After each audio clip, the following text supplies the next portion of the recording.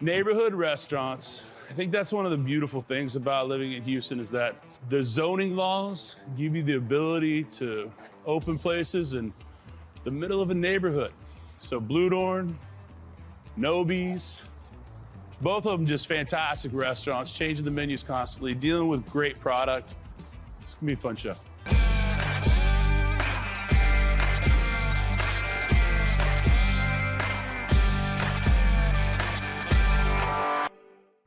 We're at Bludorn today, where I can come in to the bar before my dinner, which is what I normally do here, have a cocktail, cold beer, and then go sit down. I can choose my destiny on what I want. I can have a seafood tower. I can make my own tasting menu if I want. You can go in for the quick, or you can go in for the long dinner. This kind of gives you both worlds. Sitting with Aaron Bludorn and Sharif. What's going on? But we just celebrated 3 years yesterday. 3 years. Congratulations.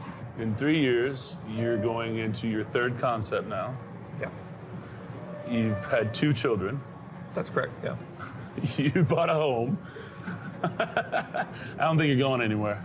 I don't know, we're not going anywhere. How did you guys meet? Because you're business partners in all these things. Yeah. So we met first day when Sharif got hired. I was becoming the chef at Cafe Boulud. Sharif was being hired as the general manager, and we were basically thrown into the boat together and given the keys to, you know, this institutional restaurant in New York. And here, guys, you know, make Danielle proud, hold on to a Michelin star, and yeah, I hope you guys work well together. I'd say that happened out all right. Just the way we both connected through hospitality, through the profession, what we're passionate about. I saw in him something that I hadn't seen through my career. He's extremely talented, but also beyond everything cares about people. And it's something that I genuinely do have a very soft spot for. And I think that was how things started, how our connection came together. And You're from Seattle. Seattle, yeah. And were you born in Senegal? Born and raised in Dakar, Senegal. Dakar. Yeah. We had a chance to go back to my homeland early this year in January. It was an experience of a lifetime, The experience of a lifetime, yeah, especially to go with Sharif, where not only do you have the inside track, but you're understanding who he is as a person through his culture. You know, one of the greatest examples I can give is the idea of teranga. What's a good word for it? So teranga is hospitality. Yeah. It's truly the emblem of our country. Emblem, yeah, that's right. And people live by that. You find ways to make hospitality as a part of your day-to-day. You know, you see that in the Gulf Coast too, and throughout the South. You know, the South's known for Southern hospitality, right? That's what he embodies in our restaurants. You got your staff to kind of be mini yous in a way. Everybody's very hospitable. Everybody's very nice. Everybody's kind. That's why I'm always just excited to give credit to the team and bring them into the conversation we're having, because truly without them, we couldn't be successful. No, it takes everybody. Absolutely. Yeah, top to bottom, front to back, valet included. Your valet, by the way, awesome. Eta's the man. Awesome. Tell me about like your food. I wanted it to be a restaurant where everyone could find something they wanted. And I wanted to create a restaurant that spoke to the region that we were in, spoke to the Gulf Coast, spoke to Houstonians, where you could come into the bar and watch the Astros game and have a burger, or pair that with... Which I've done. We want to give people options. I don't know if you've ever noticed what I order every time. Chicken. Chicken. It's probably a joke at this point with the team. Like, Chris here, chicken's coming up, you know. What are the things that people here order the most? Like, your seafood tower is fantastic. The oysters are fantastic, right? Oysters. I can get them fried, I can get them raw, I can get them roasted. Awesome. You put caviar on it, you put uni on it when we have it. I mean, the options are endless. And luxury is the ability to do whatever you want when you want it. We're a contemporary luxury restaurant. You know? 100%. That's a greatest naming of a restaurant I've heard. Contemporary luxury? Yeah, contemporary luxury. It's not fine dining, you know. I mean, I don't think like there's elements of it. It is luxurious, but not over the top. You want to try a couple things? You want to just put something out? Let's talk about it. I love it when we get to talk about food. It makes me so excited. What do we got here? I already know this dish and I love it. This is our Chipino. Chipino for me, so my mom's from San Francisco. I always remember my grandfather her dad would go get Spanger's. It was a little seafood house where you pick up Chipino, you know, quart container and bring it home for Christmas. We'd have it on Christmas. When we opened up Bludorn, I wanted a piece of me that was a piece of my family, because we're inviting you into our home, you know, when you come to eat here. And this dish, we wanted to, highlight Gulf snapper, the shrimp you get from here, also the blue crab. And the idea is it's very pretty when it comes out, but just like any stew, you take the tomato compote and you start to mix it up. Everything kind of like comes together. You got the bread that soaks up. You put all that. All of a sudden, because traditionally it's like the super really rich kind of thick broth, and you kind of separated the two to become one at the end. Exactly. So it comes to you very pretty, and it ends up really messy, like it is right there. Should be that, right? Yeah. Over here, I got to get into this, Sri. So the crab rice is delicious. This is inspired from the traditional jollof rice that we have in West Africa, Senegal. Every single day, if you walk in any house for lunch, 9 out of 10 chances they'll be serving you jollof rice for lunch. That's just what people cook daily. And then usually a piece of grouper on top to finish it as protein. We call it the chebujen. Something like that. The chebujen. Chebujen. Yes. Food history all kind of comes together here with this beautiful dish that chef came up with. Spiced peanuts. Senegal, peanuts is the one item we produce the most of and actually exported to several different countries. Really? Yeah. It's a phenomenal dish. Has done really well on our menu here that I'm really excited to just see here and share a part of my culture. Yes, these two dishes. I mean, look at this, right? Well, they're both very expressive of who we are and who we were before we opened this restaurant, and where we come from, and we wanted to have a little bit of each of us on the menu. That, with the seared grouper on top. Oh yes. I think it speaks to Houston. This has been on since day one. Yeah, that's okay. Chris, between the burger and the chicken, Well, you know my order. Yeah. You don't even have to look at the menu. I already know. Oysters. We may get a small plate of something. I'm not really sure. The burger. That's it. That's my wife. Yeah. Right. I'm the chicken, and then cream spinach. Well, that's why I like coming here with friends, because they generally are like, here's the menu, you order. And I'm like, all the things I have, I want that, I want that, I want that one. And I look at Lindsay, she's like, burger, crab rice. And it's like, burger and crab rice, cream spinach, yep, done. And then your pastry program to end it all off. It's well thought out all the way through. Marie is a very talented chef as well, just super talented, understands the brand and what we're trying to do. Generally I'll go in and have dessert. I don't really know what to get. And I may see one or two things, but here it's really a battle internally with me on what it is I should get. What do you got here? So this is our Black Forest cake. It's a cherry chocolate mousse, devil's food cake. Cherries are like perfectly in season right now. They're kind of tossed in a cherry sauce. And then cherry ice cream that's swirled with buttermilk gelato. Not much going on here. It's kind of, it's a slice of cake. It's not. This is, how did you say it earlier? Contemporary luxury. Contemporary luxury. Yeah. So I think this falls to that contemporary luxury thing. It's those things that you know you like. It's comfortable, yet it's elegant, and it comes together just to make you happy. The pastry programs are always reinventing themselves over and over and over again. Yeah, we're always working on new things. What's the newest thing you're working on? The Ember ice cream. So we just got this awesome new smoker, and I'm really excited to play with it for desserts. And so we made an Ember ice cream. We just threw some embers in our milk and cream and let it steep. And then which is kind of a fun thing made to it do. in ice cream, yeah. You're putting hot coals in the cream. They've got a new barbecue pit. When you talk about barbecue, you're going through multiple phases of fire and heat. So it goes from fresh wood where you're getting that smoke, and then as it starts to die, it just builds this coal bed, which gets you consistent heat, but also has that delicious depth of flavor. She's taking that coal, that hot coal bed, and putting it right into an ice cream base to develop that flavor of the embered coals into something sweet and delicious. You have ice cream that tastes like coals. And it has a beautiful flavor to it. I'm excited for whatever this turns into. Me too. The minds here, they don't stop. I love that. So what to get at Bludorn? Get the roasted oysters, always a good choice. The tart flambe, just get the chicken. Also, the lobster and chicken pot pie, and you owe it to yourself to try the best cream spinach around. And for dessert, get the baked Alaska. So we just talked with Aaron and Sharif over at Bludorn. Now we're gonna go in and talk to Martin and Sarah at Nobie's. This is just a fun restaurant.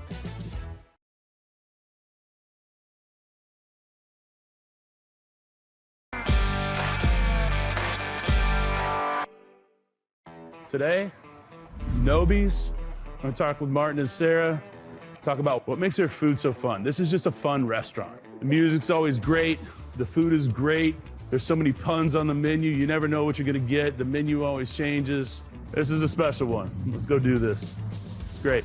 My grandma was always like the most hospitable person that I knew my whole life, and the food itself isn't like inspired by her, but definitely the feel when you're here is.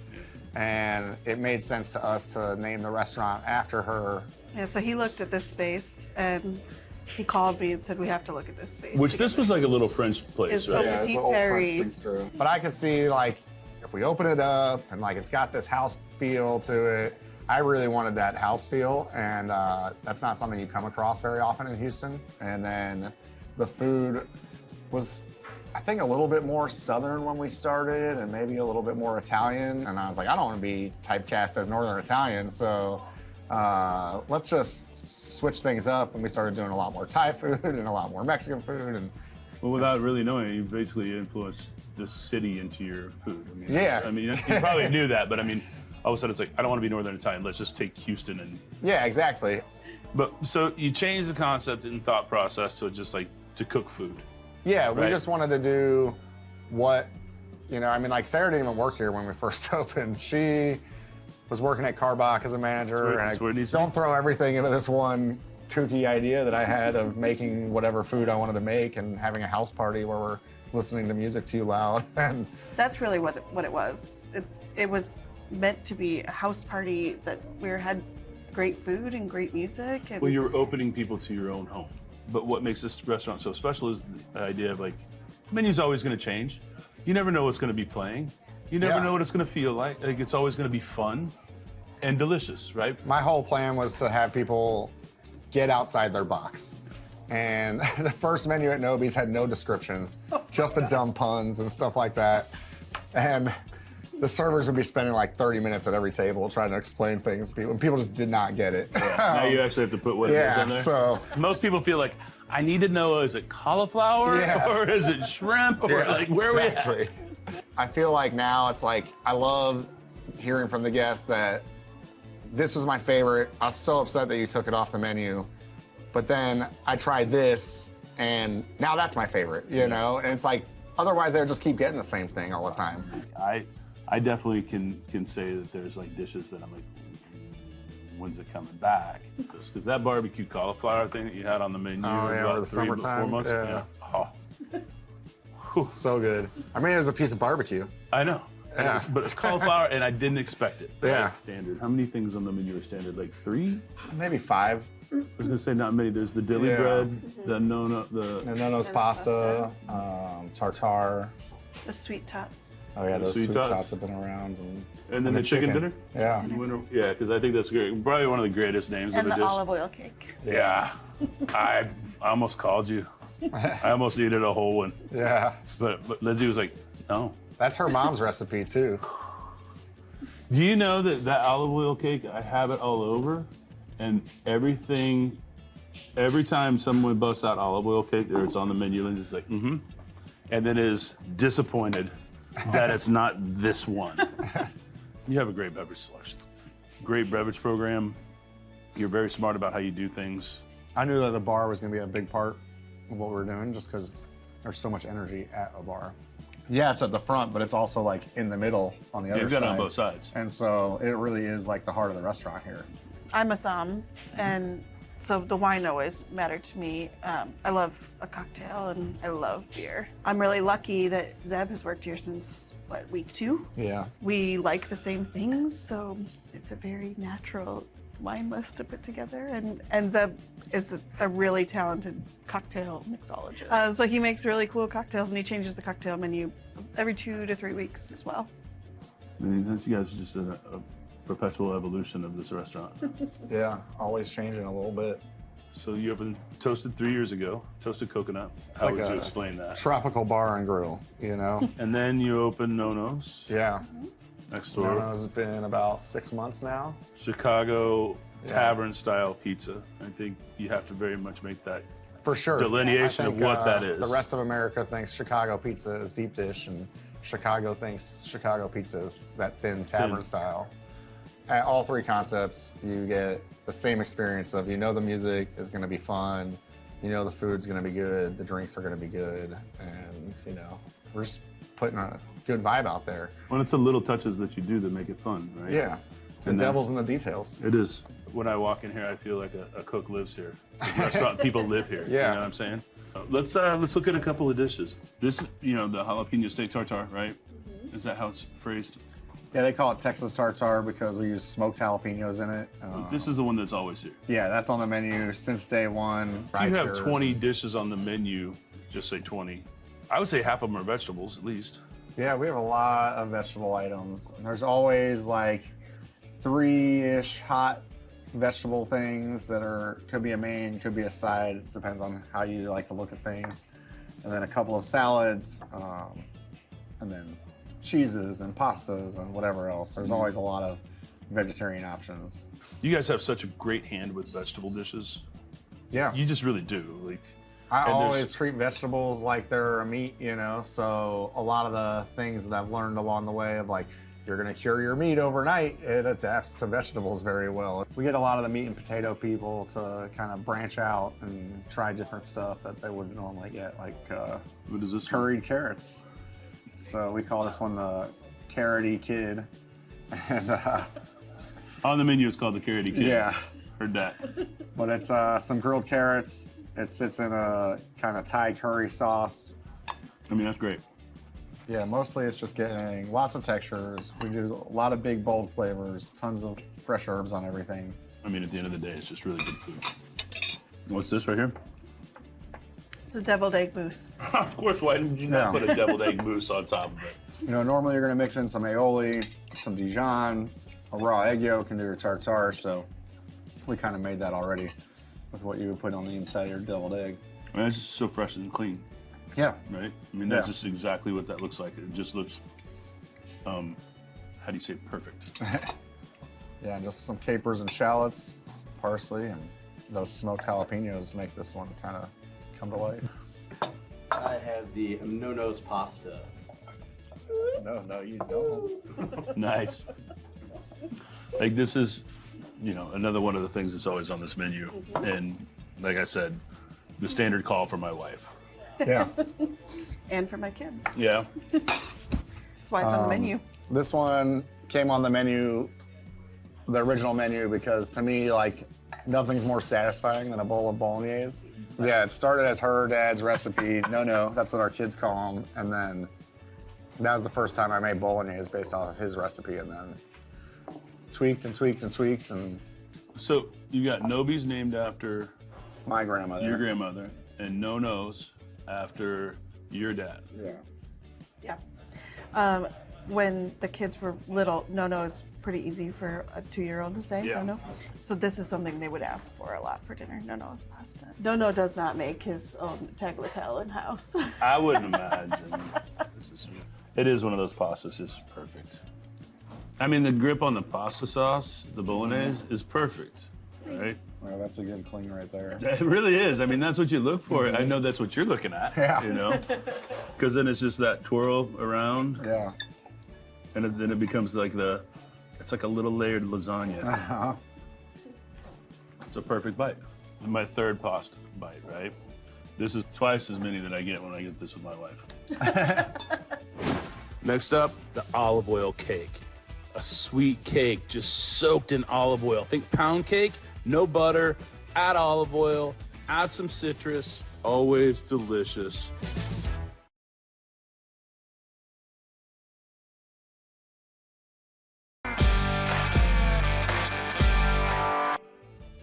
This is a standard, just like everything. Yeah, right? olive oil cakes on every day. It didn't used to be, but my grandma said she came in and missed that she couldn't get it one night, and so at that point we just put it on every day. So walk me through olive oil cake, right? Because we all kind of hear about it, but actually knowing what it is. Use olive oil instead of butter for the base. Similar to like a pound cake, but instead of using butter, you're using olive oil. To sort of lighten up the texture, we add a bunch of fresh orange juice to it and some orange zest. And then it's brushed with a marsala syrup when it's still warm, so it kind of has that cocoon of crunchy sugar around it. Yeah. Yeah, and then just a really simple vanilla bean whip with not too much sugar in it. This is the gold standard of olive oil cakes. We talked about this before, but there's this, and to me, there's everything else. Yeah. When it comes to olive oil cake, and that's just beautiful. Yeah. Crumbs. Sarah's mom was a baker in Illinois for years, and so this is one of the recipes that kind of got handed down from her. The best part about it is it's not super sweet, right? No. So it's like, it scratches the itch for a cake, for a dessert, but it doesn't make you feel like sugar rush after No, dinner. that's texture, not too like sticky. Yeah. Because, you know, this is the sweet potato pie with brown sugar meringue, Yep. right? But your pies are just on a constant rotation of. Yeah, those change all the time. Like we have certain like bases of like a chocolate filling and, you know, different things, but we leave it up to the pastry chefs to figure out the combinations of, oh, I'm gonna do a black bottom, whatever, you know, like they're gonna use the same black bottom filling every time. I had a black bottom peanut butter one. Yeah, that was great, right? Awesome. Yeah. Awesome. I was like, Lindsay, here, eat your cake. Yeah. What to order here at Nobie's? The dilly bread, awesome. The steak tartare, fantastic. The winner chicken dinner. The no-nos bolognese. That olive oil cake, it's great. Other classic places you should try. If you're up in the Heights, go check out June. If you're in Montrose, check out Real. Get the pierogies. East side of downtown, go check out Coach Nita and Co. Check out Lucille's. What Chris Williams is doing, fantastic. With Martin and Sarah, they run a good restaurant. I mean, just fantastic dishes, fantastic people, fantastic food. Until next time, what's next? Make it better, make it better, make it better, Yeah. make it better, and then all of a sudden it's going to be perfect and you're going to take it off the menu. Yeah, exactly. If I can't eat off your plate, I'm probably not going to eat with you again. I love everything.